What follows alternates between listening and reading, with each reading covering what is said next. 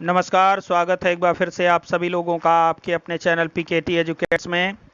मैं हूं डॉक्टर पवन तिवारी और आज मैं आपके सामने लेकर उपस्थित हुआ हूं लेखपाल के संदर्भ में हिंदी का चौथा प्रैक्टिस सेट। लेकिन इससे पहले कि हम अपने प्रश्नों की तरफ आगे बढ़ें, मेरी आपसे ये गुजारिश है कि टेलीग्राम पर हमारा अपना पब्लिक चैनल पीकेटी एजुकेट्स के नाम से है। आप हमारे पब्लिक चैनल को टेलीग्राम पर फॉलो कीजिए और हमारे चैनल के प्रत्येक अपडेट के साथ बने रहिए। तो आइए बढ़ते हैं आज के अपने इस प्रैक्टिस सेट के पहले प्रश्न की तरफ। हमारा पहला प्रश्न है, निर्देश प्रश्न संख्या 1 और 2 में लिखित वाक्य में काल बताइए। और हमारा पहला प्रश्न है, इसमें आपने मेरा नाम सुना होगा। आपको इसमें यह बताना है कि कौन सा काल है। विकल्प ए है सामान्य वर्तमान काल, बी है पूर्ण वर्तमान काल, सी है आसन्न भूतकाल और डी है संदिग्ध भूतकाल। इसमें आपका सही जवाब है संदिग्ध भूतकाल। विकल्प डी आपका यहां पर सही है। संदिग्ध भूतकाल की पहचान क्या होती है? वाक्य के अंत में चुका होगा, चुकी होगी, चुके होंगे, या होगा, ई होगी, ये होंगे, आ होगा, ई होगी, ये होंगे, ये सारे शब्द जुड़े रहते हैं तो वहां पर संदिग्ध भूतकाल होता है। आप ये देख सकते हैं, सुना होगा, आ होगा आ गया, तो इस नाते से संदिग्ध भूतकाल है और यही इसकी ट्रिक है। आप इसको इसी तरह से समझिएगा। तो विकल्प डी आपका यहां पर सही है। आपने मेरा नाम सुना होगा, यह संदिग्ध भूतकाल है। वह घर आया हो, इस वाक्य में कौन सा काल है? विकल्प ए है संभाव्य वर्तमान काल, बी है हेतु हेतुमत भूतकाल, सी है संदिग्ध वर्तमान काल और डी है पूर्ण वर्तमान काल। इसमें आपका सही जवाब है संभाव्य वर्तमान काल। संभाव्य वर्तमान काल की पहचान क्या होती है? क्रिया के तुरंत बाद हो आता है और आप यहां पर दे सकते हैं हो आया है, तो यह संभाव्य वर्तमान काल है। वह घर आया हो, उसने पुस्तक पढ़ी हो, लड़के खेले हों, ये सारे वाक्य संभाव्य वर्तमान काल में हैं। क्रिया के बाद अगर हो आएगा तो वहां संभाव्य वर्तमान काल होगा। विकल्प ये आपका सही है। आइए बढ़ते हैं अपने अगले प्रश्न की तरफ।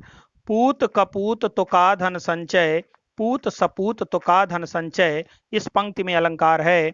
विकल्प ए है लाटानुप्रास, बी है श्रुत्यानुप्रास, सी है उपमा अलंकार और डी है उदाहरण अलंकार। इसमें आपका सही जवाब है लाटानुप्रास। आप जानते हैं लाटानुप्रास को यमक अलंकार का उल्टा माना जाता है।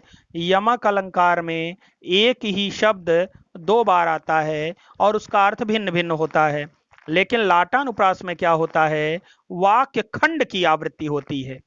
इसका मतलब कम से कम एक शब्द के साथ कोई कारक की विभक्ति जुड़ी रहेगी या फिर कोई अन्य शब्द भी उसके साथ जुड़ा रहेगा।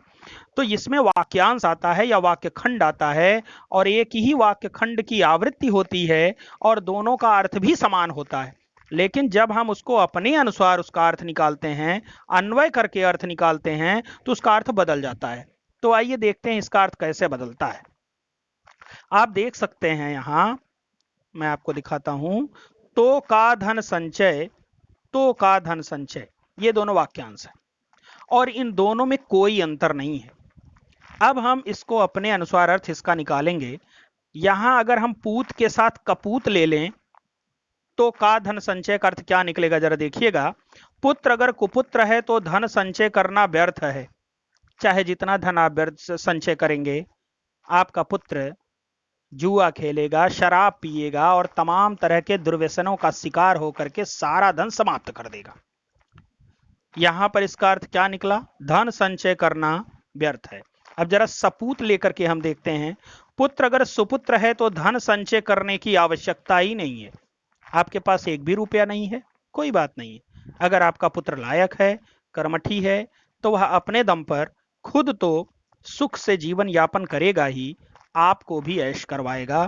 तो अगर पुत्र कर्मठी है, बेहतर है, चरित्रवान है, तो निश्चित रूप से धन की कोई आवश्यकता नहीं है। धन वह पुत्र कमा करके आपको देगा। तो जरा देखिए, दोनों को के अर्थ में भिन्नता आ गई। पुत्र अगर कुपुत्र है तो धन संचय करना व्यर्थ है, पुत्र अगर सुपुत्र है तो धन संचय करने की आवश्यकता ही नहीं है। यहां दोनों के अर्थ में भिन्नता आ गई और वाक्यांश दोनों एक ही हैं, लेकिन फिर भी अलग अलग अर्थ क्यों निकला? क्योंकि कपूत और सपूत ने इतना बड़ा अंतर स्पष्ट कर दिया। और यह कपूत और सपूत का अंतर हमने कैसे पैदा किया? अन्वय करके पैदा किया। जब हमने खुद से इसका अर्थ निकाला तब इसका अर्थ बदला है, और इसी को हम क्या कहते हैं? लाटानुप्रास कहते हैं। विकल्प ए आपका यहां पर सही है, लाटानुप्रास। आइए बढ़ते हैं अपने अगले प्रश्न की तरफ। निर्देश, प्रश्न संख्या 4 और 5 में लिखित शब्दों का पर्यायवाची शब्द बताइए। हमारा चौथा प्रश्न है कलापी। कलापी का आपको पर्यायवाची शब्द बताना है। विकल्प ए है कोयल, बी है मोर, सी है मैना और डी है नागिन। इसमें आपका सही जवाब है कोयल। कोयल को कलापी कहा जाता है। कलापी का अर्थ होता है सुंदर आलाप करने वाली। कल माने सुंदर, आलापी माने आलाप करना या ध्वनि निकालना, स्वर उत्पन्न करना। तो सुंदर ध्वनि उत्पन्न करने वाली को क्या कहा जाता है? कलापी कहा जाता है। और कलापी कोयल का पर्यायवाची शब्द है। विकल्प ए आपका यहां पर सही है, बाकी तीनों विकल्प आपके गलत हैं। आइए बढ़ते हैं अपने अगले प्रश्न की तरफ। ऐरावत किसका पर्यायवाची शब्द है? विकल्प 4 विकल्प दिए गए हैं, आपको यह बताना है कि ऐरावत का इसमें पर्यायवाची शब्द कौन सा है। विकल्प ए है अभ्रमातंग, बी है इंद्र, सी है राजा और डी है देवकी। ऐरावत को अभ्रमातंग भी कहा जाता है। विकल्प ए आपका यहां पर सही है, जो इसका पर्यायवाची शब्द है। बाकी तीनों ऑप्शन आपके गलत हैं। आइए बढ़ते हैं अपने अगले प्रश्न की तरफ। निर्देश, प्रश्न संख्या 6 और 7 के वाक्यों में कुछ त्रुटियां हैं। वाक्य के जिस भाग में त्रुटि है उसे ए बी सी में से यथेष्ट गोले को काले रंग से भरें। यदि वाक्य में कोई त्रुटि नहीं है तो विकल्प डी के गोले को काले रंग से भरें। हमारा प्रश्न, छठा प्रश्न है, बेटी पराए घर का धन होता है, कोई त्रुटि नहीं। जब बेटी यहां पर स्त्रीलिंग शब्द है तो धन होता है का कोई मतलब नहीं है, यहां तो धन होती है होना चाहिए। तो विकल्प ए बेटी सही है, पराए घर का यह भी सही है। धन होता है विकल्प सी आपका गलत है, यहां पर धन होती है होना चाहिए। बेटी पराए घर का धन होती है, विकल्प सी आपका यहां पर गलत है, और इसलिए विकल्प सी आपका यहां पर सही है। तो बेटी पराए घर का धन होती है, कोई त्रुटि नहीं में विकल्प सी आपका यहां पर सही है। आइए बढ़ते हैं अपने 7वें प्रश्न की तरफ। महादेवी वर्मा प्रमुख छायावादी कवि थी, कोई त्रुटि नहीं। इसमें विकल्प ए है महादेवी वर्मा, बी है प्रमुख छायावादी, सी है कवि थी, डी है कोई त्रुटि नहीं। महिलाओं के लिए कवयित्री शब्द का प्रयोग किया जाता है, कवि का प्रयोग नहीं किया जाता। महादेवी वर्मा एक महिला लेखिका हैं और इसलिए यहां कवयित्री शब्द का प्रयोग होना चाहिए था, कवि का प्रयोग नहीं होना चाहिए था। महादेवी वर्मा प्रमुख छायावादी कवयित्री थी, ऐसे वाक्य बनना चाहिए था। इसलिए विकल्प सी आपका यहां पर गलत है, कवि थी नहीं बल्कि कवयित्री थी, विकल्प सी सही होता। आइए बढ़ते हैं अपने, यहां पर विकल्प सी आपका सही है। आइए बढ़ते हैं अपने अगले प्रश्न की तरफ। प्रश्न संख्या 8 और 9 में लिखित अनेकार्थी शब्दों का दूसरा अर्थ बताइए। हमारा 8वां प्रश्न है ओक। ओक एक प्रकार का पक्षी होता है और यहां पर 4 विकल्प दिए गए हैं, यहां ओक का आपको दूसरा अर्थ तलाश करना है। विकल्प ए है वृक्ष, बी है अग्नि, सी है शरीर और डी है घर। तो ओक का अर्थ पक्षी भी होता है और ओक का अर्थ घर भी होता है, विकल्प डी आपका यहां पर सही है, बाकी तीनों ऑप्शन गलत हैं। आइए बढ़ते हैं अपने 9वें प्रश्न की तरफ। उमा का अर्थ होता है पार्वती और यहां पर एक और उमा का अर्थ होता है जो इन चारों ऑप्शन में से कोई एक है, आपको देखना है। विकल्प ए है हल्दी, बी है पुत्री, सी है पर्वत और डी है चंदन। तो उमा का दूसरा अर्थ होता है हल्दी।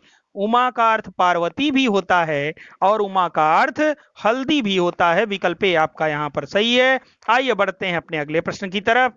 हमारा अगला प्रश्न है बतरस लालच लाल की मुरली धरी लुकाए, सौह करें भाव हनु हसें, दैन कहें नट जाए, इस पंक्ति में रस है। विकल्प ए है संयोग श्रृंगार, बी है वियोग श्रृंगार, सी है हास्य रस और डी है शांत रस। इसमें सही जवाब है आपका संयोग श्रृंगार।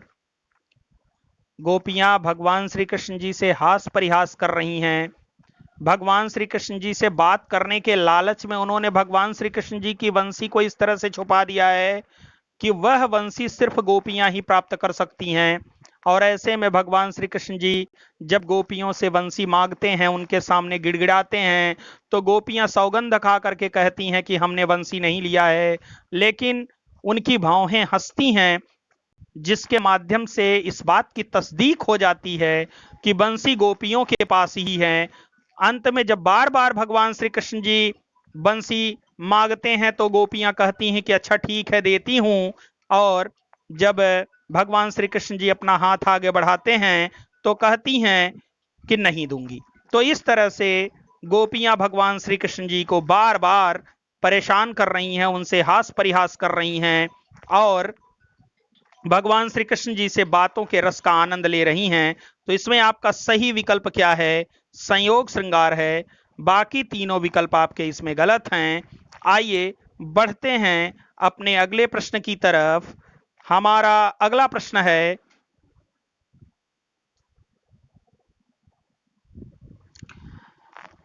आचार्य भरत मुनि ने अपने रस सूत्र में रस के किस भाव का उल्लेख नहीं किया है? 11वां प्रश्न है हमारा।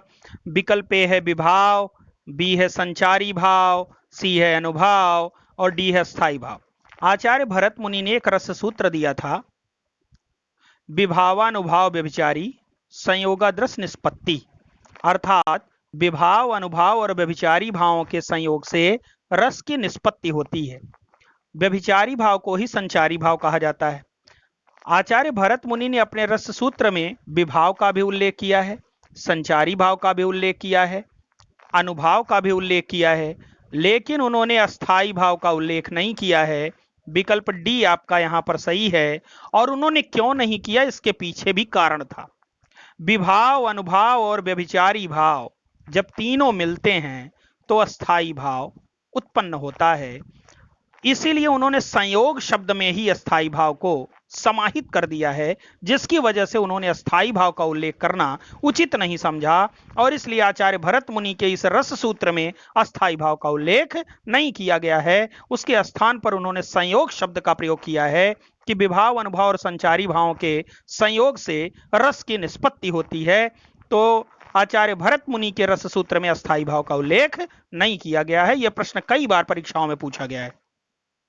आइए बढ़ते हैं अपने अगले प्रश्न की तरफ। निर्देश, प्रश्न संख्या 12 और 13 में लिखित लोकोक्तियों, मुहावरों के सही अर्थ का चयन कीजिए। हमारा 12वां प्रश्न है, पानी उतर जाना, इस मुहावरे का क्या अर्थ होगा? विकल्प ए है सूखा पड़ना, बी है लज्जा खो देना, सी है कठोर हृदय का हो जाना और डी है आंखों से आंसू न निकलना। आपने गांव में सभी बहुत सारे लोगों को कहते हुए सुना होगा, उसकी आंखों का पानी उतर गया है। वास्तव में पानी उतर गया है का अर्थ होता है लज्जा खो देना या शर्म खो देना। तो पानी उतर जाना का अर्थ यही होता है लज्जा खो देना या बेशर्म हो जाना। तो विकल्प बी आपका यहां पर सही है। आइए बढ़ते हैं अपने 13वें प्रश्न की तरफ। बछिया का ताऊ, इसका आपको बताना है कि इस मुहावरे का अर्थ क्या है। विकल्प ए है अत्यंत सीधा होना, बी है बेईमान होना, सी है मूर्ख होना और डी है लापरवाह। इसमें सही जवाब है आपका विकल्प सी, बछिया का ताऊ माने बैल। और बैल क्या होता है? मूर्ख होता है या मूर्खता का रूढ़ उपमान है। इसलिए विकल्प सी आपका यहां पर सही है, मूर्ख। आइए बढ़ते हैं अपने अगले प्रश्न की तरफ। हमारा 14वां प्रश्न है, यश प्राप्त में समास है। विकल्प ए है अव्ययी भाव, बी है कर्मधारय, सी है तत्पुरुष और डी है द्विगु। इसमें सही जवाब है आपका विकल्प सी, तत्पुरुष समास।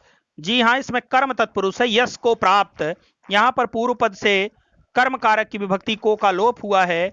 यश को प्राप्त इसका विग्रह होगा और यश प्राप्त समास है। इसमें कौन सा समास है? कर्म तत्पुरुष समास है। इसलिए विकल्प सी आपका यहां पर सही है, क्योंकि यहां पर कर्म तत्पुरुष का ऑप्शन न देकर के सीधे तत्पुरुष लिखा गया है।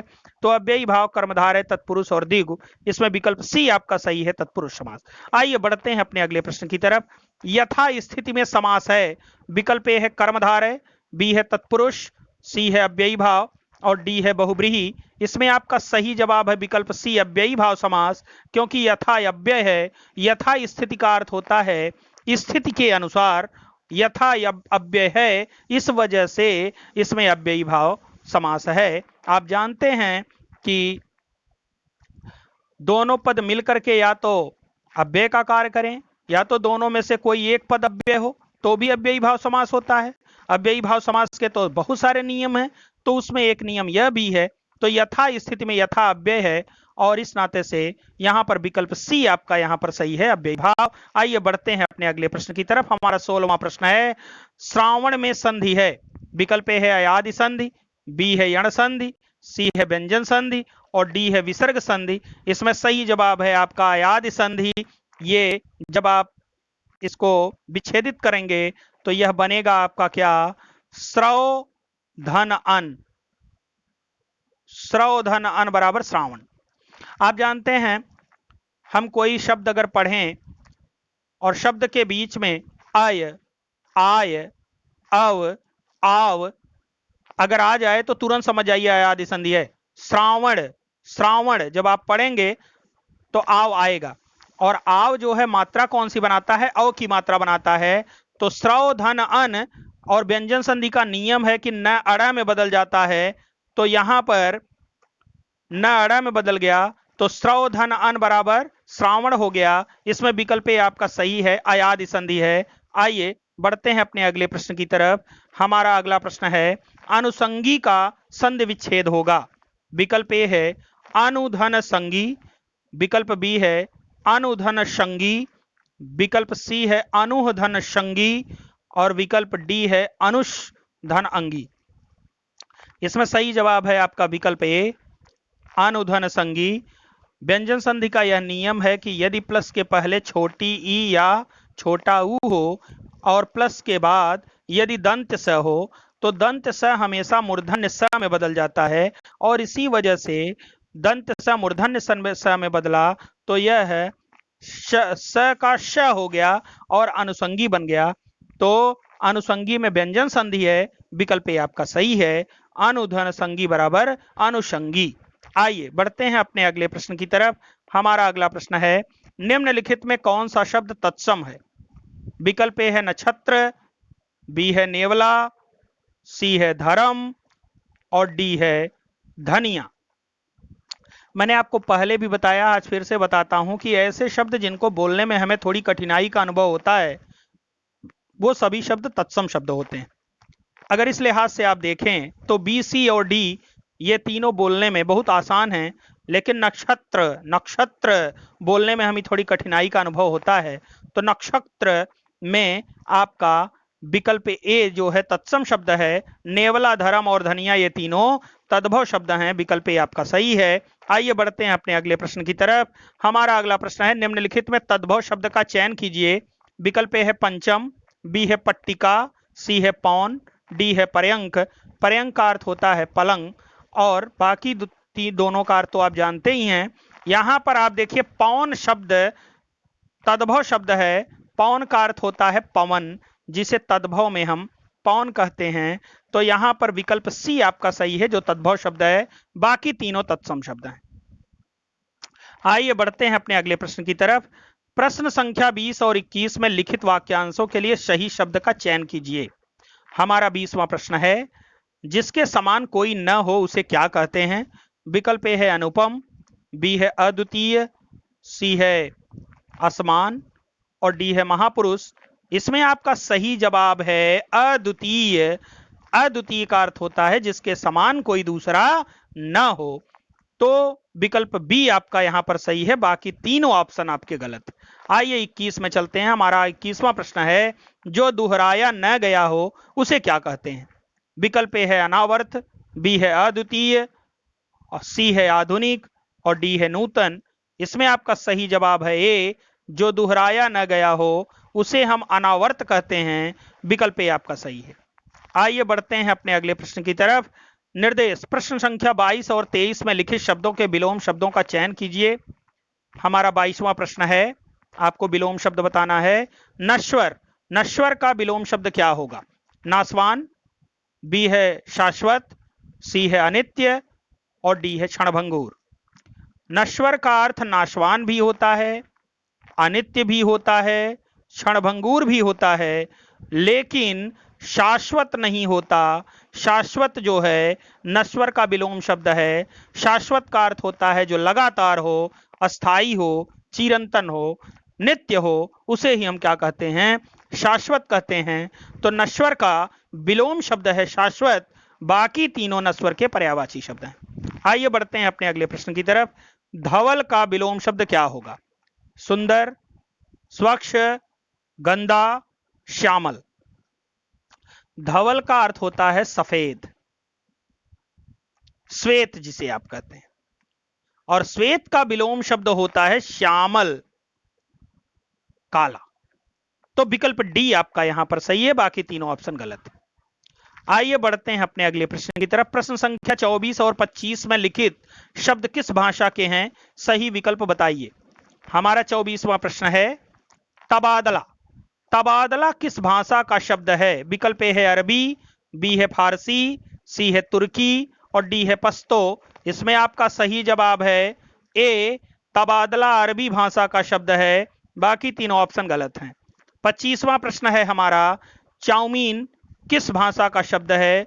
विकल्प ए है अंग्रेजी, बी है चीनी, सी है यूनानी और डी है डच। इसमें सही जवाब है आपका बी, चाउमीन चीनी भाषा का शब्द है। और इस प्रकार से आज हमने लेखपाल से संदर्भित इस प्रैक्टिस सेट को भी पूर्ण रूप से हल कर लिया और मुझे पूरी उम्मीद है कि आपको सारे प्रश्न बेहतर तरीके से समझ में आए होंगे। तो इसी के साथ अब मैं लूंगा आपसे विदा। That's all, thanks to all of you.